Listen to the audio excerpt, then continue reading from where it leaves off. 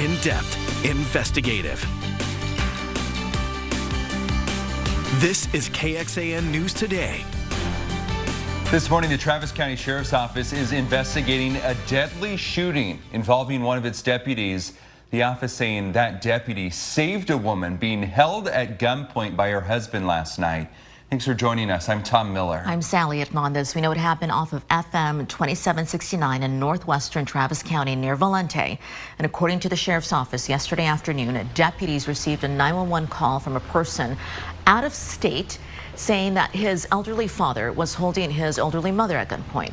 Sheriff's Office said responding deputies ordered the man to put down the weapon. When he didn't, they shot him because he said he did not comply. Deputies say the man died at the scene. The woman is okay. I've met with the family and I've met with my deputy, and this is a tragedy, and it's something that nobody would want to go through. Texas Rangers are now investigating as the deputy is on standard leave pending that investigation. Also this morning and new overnight, Austin firefighters putting out an electrical fire that went through the roof at a strip mall. AFD was called out at 2:40 this morning in East Austin on Anderson Lane. It's near the intersection of highways 183 and 290. When we got there, this is what our photographer found. Luckily, that fire only took a couple minutes to put out. No one was hurt. And according to the fire department, these kinds of electrical fires are common for commercial buildings. Now Austin Power is working to restore power to that building and assess the damage. First warning weather with meteorologist Kristen Curry.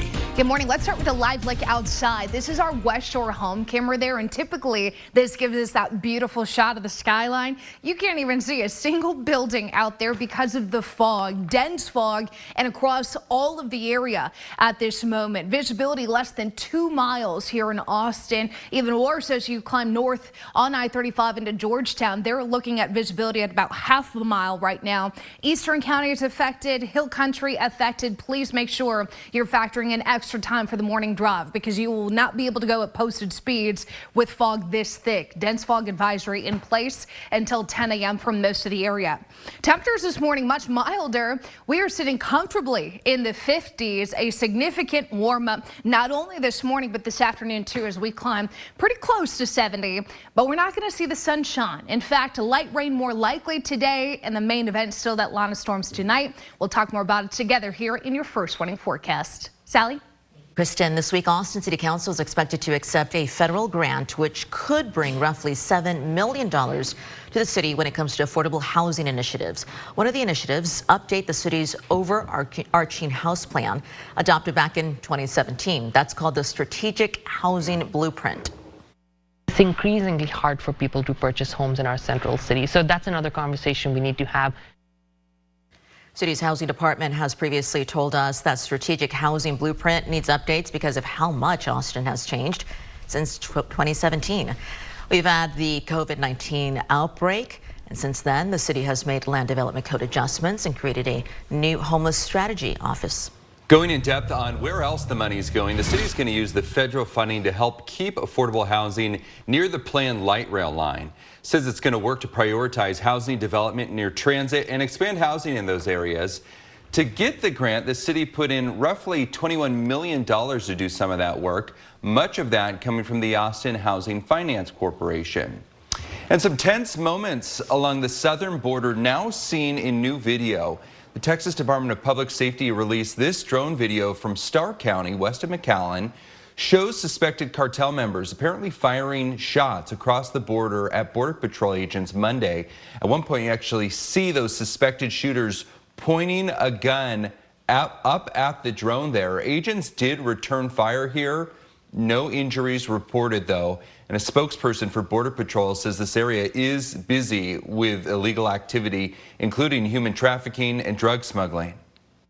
Regardless of the situation and regardless of our specialty units being out there, these are just instances that all of our Border Patrol agents face on a daily basis. Our partners at Border Patrol say 3 years ago, Border Patrol agents were in this same area and they were shot at there. Last year, Governor Greg Abbott labeled the area dangerous. President Trump's border czar confirming there have been collateral arrests in recent days of people who were not criminal defendants, but they happened to be in close proximity of those who were. It is worth noting that even non-citizens have Fourth and Fifth Amendment rights against unreasonable searches and against self-incrimination. Rarely have a warrant for arrest. So no one needs to open their door if there's no actual warrant for their arrest. Everyone still has the right to remain silent and not incriminate themselves, and everyone has the right to a lawyer. The Department of Homeland Security confirming intensified enforcement will continue in several of the big cities around the country. Back here in Texas, state senators held their first public hearing on legislation that uses tax dollars to pay for private school tuition. This bill would create a voucher-like program for families. It carves out $10,000 per student per year to help pay for private school. Students with disabilities could get $11,500. Lawmakers put $1 billion in the proposed budget to start this program, but projections estimate that the cost of the program would grow to $3.75 billion by 2030, just 5 years. The senator who wrote that bill says that estimate is flawed.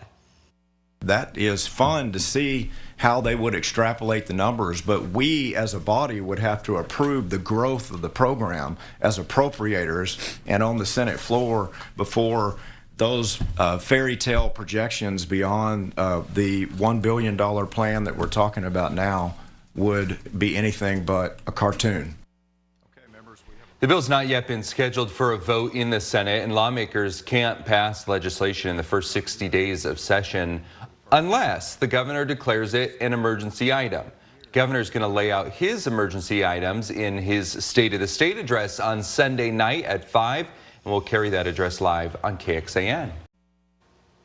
Welcome back, everyone. Care for transgender minors could change. President Trump signing a broad executive order Tuesday targeting transition-related medical care for minors. Yeah, this order is titled the Protecting Children from Chemical and Surgical Mutilation Act.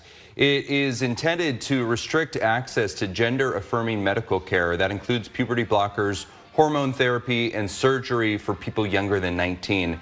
Prohibits federal funding from covering the bill for minors. It also restricts research and education grants to medical schools and hospitals and directs the Secretary of Health and Human Services to issue regulations to end this treatment for minors. We want you to know that accuracy is important to us here at KXAN, so we do want to correct something that you may have heard yesterday on this newscast.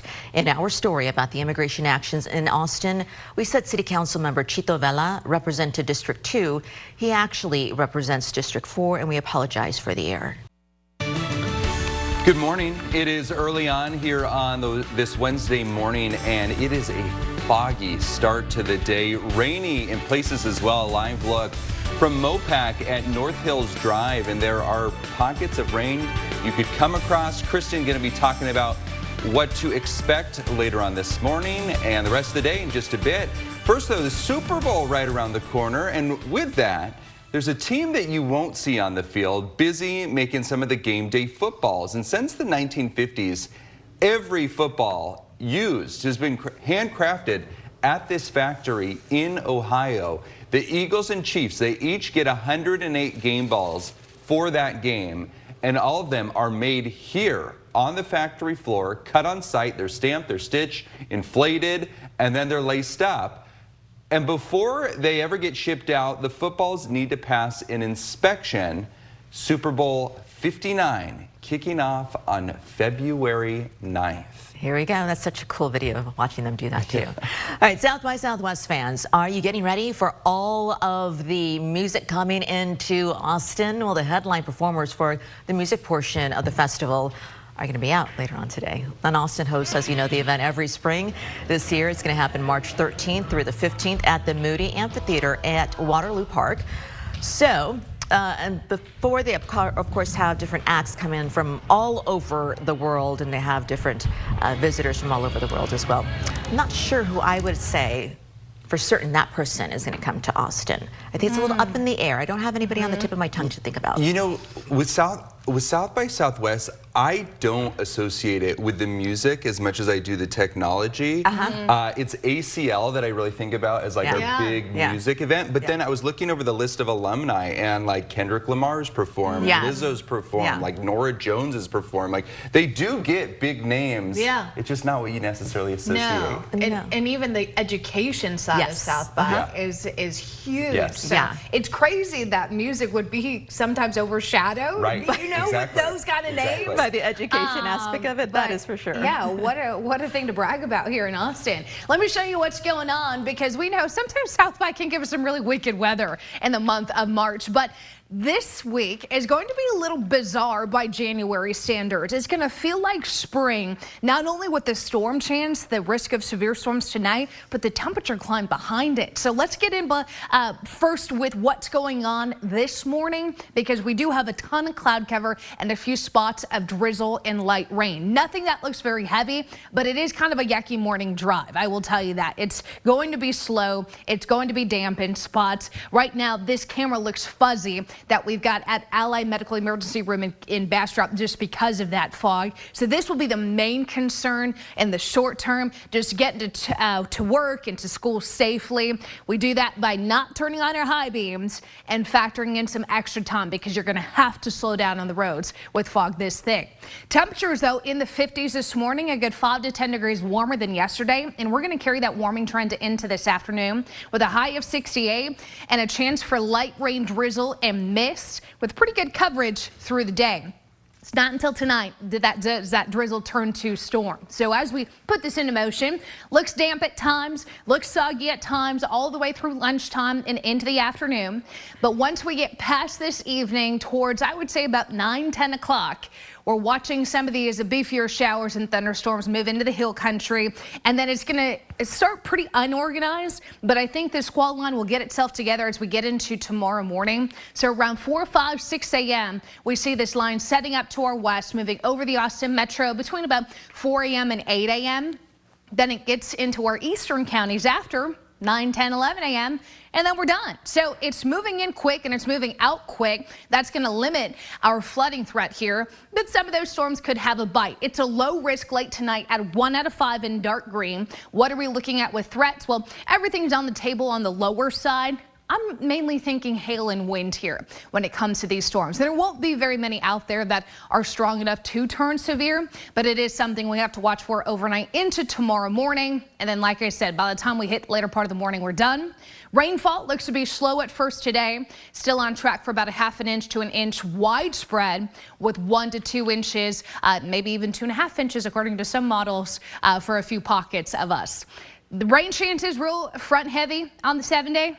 And then we're done. We talk sunshine in 70s after this line of storm. So make sure you've got the KXAN weather app. Make sure those alerts turned on in case we need to wake you up if need so. We won't do it for any reason. It's only just going to be the important reasons, like immediate hail threats, a tornado, although a low risk, and damaging winds. I'm not going to wake you up if it's just rain. Looking at the 7-day forecast, you can see we get quiet from Friday on. Sunny skies, spring-like temperatures in the mid to upper 70s, near overnight lows in the 40s and 50s. Tom? Thank you, Kristen. Wells going dry, rivers down to a trickle. This is a problem across Texas. Experts and state leaders met in Austin at the Water for Texas 2025 conference, where they talked about some potential solutions. They did, because there is a big problem. One problem addressed was why water beneath us and sources on the surface are treated differently. KXAN's Eric Hendrickson takes a closer look at the law and why one local landmark proves these sources of water might have more in common. Even on a frigid, dreary morning, Central Texans enjoy the clear waters of Barton Springs Pool. But like many spring-fed waterways across the state, there's confusion. So if surface water and groundwater each had Facebook pages, they met in a bar somewhere and it got serious, the relationship status would be it's complicated. This complicated relationship doesn't just change where the water goes.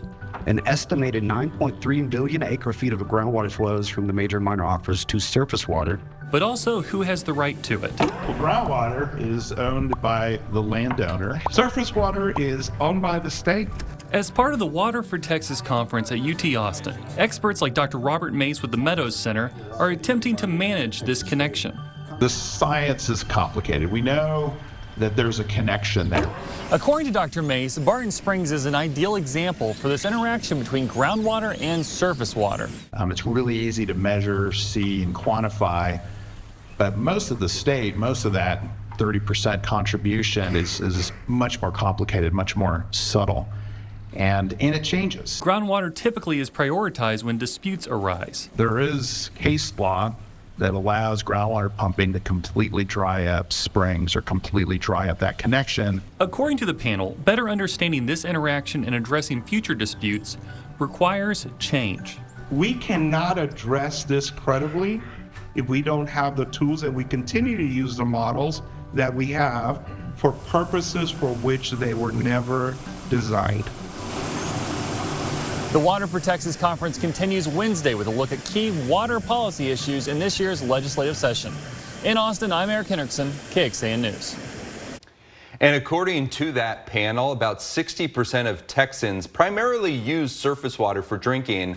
Around 30%, though, of the springs that were studied back in the late 1970s, they have since gone dry. Giving you some depth here, this all comes as Texas and New Mexico are currently in mediation to find some common ground when it comes to a long-running water dispute. So let's get some background. Back in 2013, Texas filed a lawsuit against New Mexico claiming farmers were pumping from groundwater wells in southern New Mexico, diverting water from the Lone Star State. Last summer, the U.S. Supreme Court opposed a deal made between the states, saying that there could be no settlement without the federal government's consent. So now Texas, New Mexico, and the federal government have to reach an agreement together to avoid taking the issue to federal court. Kristen? Yeah, looking more international, a prolonged drought in the region significantly impacts the water treaty between Texas and the country of Mexico concerning the Rio Grande. The water sharing treaty was signed roughly 80 years ago when climate and weather patterns were much different, when drought maybe wasn't as widespread. So Mexico is currently behind on how much water it sends every 5 years. The current cycle ends in October. With water waste, agricultural need, and population changes, there's a need for water infrastructure projects. Data from the International Boundary and Water Commission shows in the Texas border region, 90% of supply comes from the Rio Grande. This is KXAN Sports, brought to you by Thomas J. Henry. Good morning, all, and happy Wednesday. Unfortunately, this is something that I have not really done in a while, reading, but for Texas women's basketball star Taylor Jones, reading has helped her become the star she has been, especially as of late. And just for how good she was in Texas's great week this past week, earned SEC Player of the Week honors. Couple great games, particularly against Tennessee at home and then on the road against Ole Miss. Grinded out games that went down to the final moment. Jones said she used to be really hard on herself. Now having more fun, able to let loose and enjoy the sport a bit more. What helps her in that? Reading. Here's her current literary preference and how it helps her on the court. The courage to be unliked or disliked, and it talks about how you don't having the courage not to please everyone around you and to really focus on your mission and why you're here. And I think that has really helped me, is being able to block out all the noise and all the things that I can't control. All right, this logo has been a pretty big talking point for every Texas team as they enter the SEC. Oh, you don't want to mess with the SEC in football, they said, or women's basketball or soccer. Well, they were right. I mean, they've all been very good in all those sports. But how about baseball we go to now as spring sports quickly get here? A lot of buildup for the Longhorns and the Diamond. Their coach, Jim Schlossnagle, coming over from Texas A&M, a team that was already in the SEC, so he knows this conference well. A quick aside, season opener for Texas on Valentine's Day. Hope everybody's significant other's okay with that. But as far as Texas on the field, when they get to conference play, they'll do so with a coach fired up for the challenge. I love my time at TCU, and we did an awesome job there. But when you're in this league, wait till you guys see it. It's the big leagues of college baseball, and it's every single day, which will drive you crazy. But it's so fun and so challenging. So that personal challenge to try and win here at this great place in that league is what excites me a lot. And as far as the Texas men's team, they get back in action later tonight against Ole Miss, coached by former Texas coach Chris Beard, as the Longhorns look to continue their winning ways as of late. That's it for us. We'll send it back over to you. Thank you, Noah. Coming up, why the Department of Public Safety says it needs more troopers to keep Texans safe. If you're listening on the KXAN Today podcast, thanks for joining us. Hope you'll join us on air for that. You can find all our stories on our website, KXAN.com.